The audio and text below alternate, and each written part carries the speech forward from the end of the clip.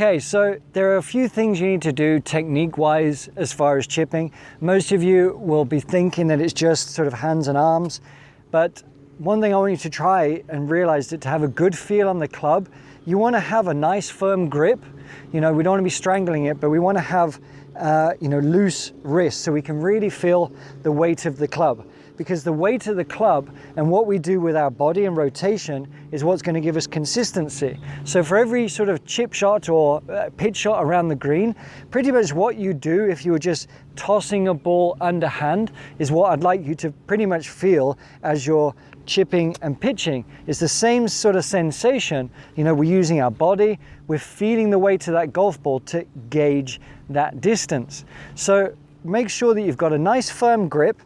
The butterfly grip can be quite useful where we're just holding it, you know, a bit stronger with the left and a little bit stronger with the right. So they're covering over each other a little bit like this. This makes the hands a bit more passive, but keeps a nice firm feel on the grip. Now, as far as setup, make sure you've got a little bit more weight on the left foot, but the key is always to have your sternum over the golf ball, because this here, the sternum is this, you know, little notch just under in between the nipples where we're rotating everything through. So it should feel smooth.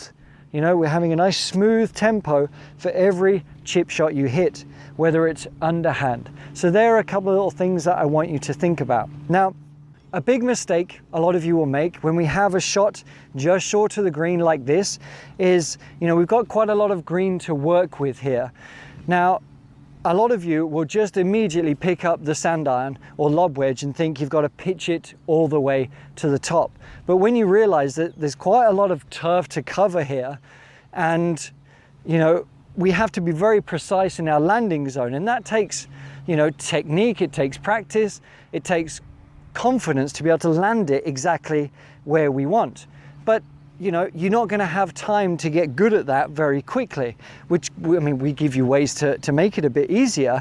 But the thing is, I want you to realize that for shots, anything like this, you don't always have to use the sand iron. So if I demonstrate now using the sand iron, so I've got my sensation, but I've got to land it particularly on that spot. We've got a lot of ground to work with, but let's try, you know, the pitch shot where we're landing it all the way.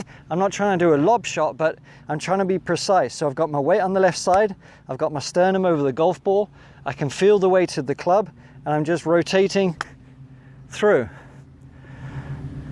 So that wasn't too bad effort. It just drifted off to the left a bit because I didn't read the green, but you know, I had to be pretty precise with that. So there we have the sand iron shot. I want to give you an alternative to realize that you can use like a 9-iron or an 8-iron for something like this, just to bunt it forward. You know, a much easier, much higher margin for error, a similar technique, the sternum over the golf ball, we're feeling the weight of the club, and we're just taking the club back and brushing it forward. And you know, it's going to give you the results that you want much more consistently with a lot less stress, instead of trying to hit perfect lob shots. So when you think about what you're trying to do around the greens, make sure that you've got a nice firm grip, but you're feeling the weight of the club. You've got the weight on the left side, you've got the sternum over the golf ball, and then you're rotating through, but also be very smart with your decisions. Don't go for really complicated shots. Don't try and go for lob shots. Keep it simple, just get it close, get it somewhere near that hole, and you will be able to see a huge improvement in your scores. And even if you're just beginning, you become really, like, you know, tidy around the greens. Doesn't mean you have to get up and down every time, but don't make the big mistakes. Your scores are going to drop very, very quickly. Well, I hope you enjoyed those short game lessons. Please like and subscribe to the channel. If you have any questions, just leave them below. We love answering and filming stuff just for you.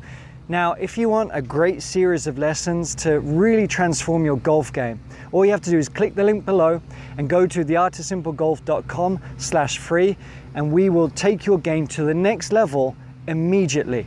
And it is with simple tips that work. No matter where you're at now, I assure you, we're going to be able to improve your golf game. I can't wait to see you on the other side.